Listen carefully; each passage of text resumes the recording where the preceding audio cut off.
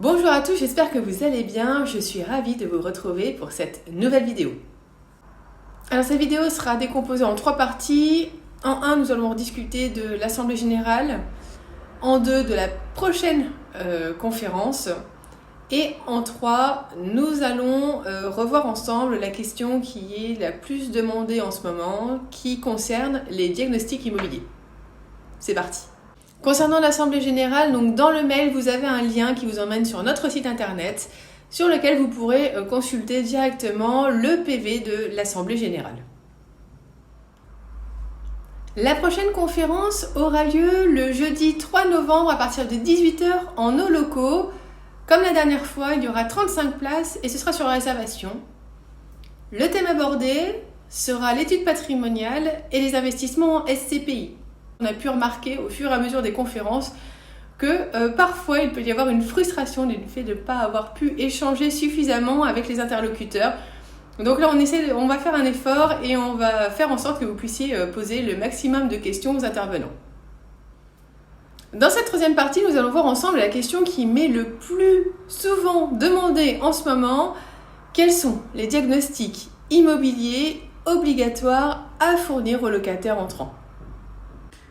Quel que soit le bien que vous souhaitez mettre à la location, vous devez obligatoirement fournir l'état des risques et le DPE. Pour le DPE, il y a une particularité. Si celui-ci a été fait entre 2013 et 2018, sa validité court jusqu'au 31 décembre 2022. Si vous avez effectué ce DPE entre 2018 et le 30 juin 2021, alors sa validité court jusqu'au 31/12/2024. Il faut bien comprendre que c'est au moment de la signature du bail que le DPE doit être valide.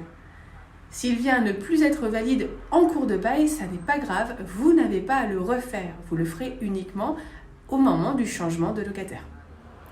D'autres diagnostics sont à réaliser, mais cela dépend de la date de construction de votre bien.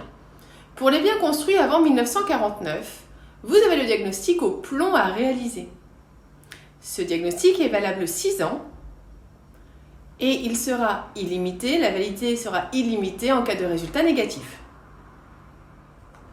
Si le permis de construire de votre bien a été délivré avant le 1er juillet 1997, vous devez tenir à disposition le diagnostic pour l'amiante.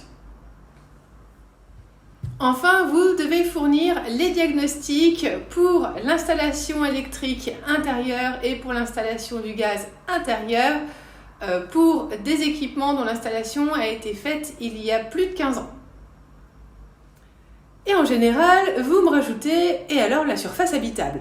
Alors, la surface habitable ou la surface loi Boutin n'est pas à justifier par un document.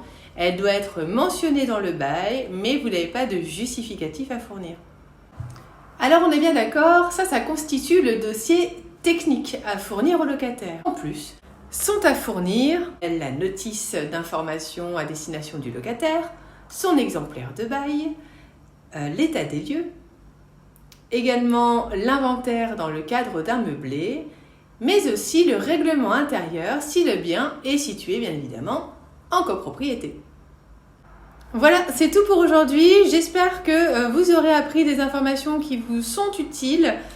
On se retrouve très vite dans une prochaine vidéo. À bientôt.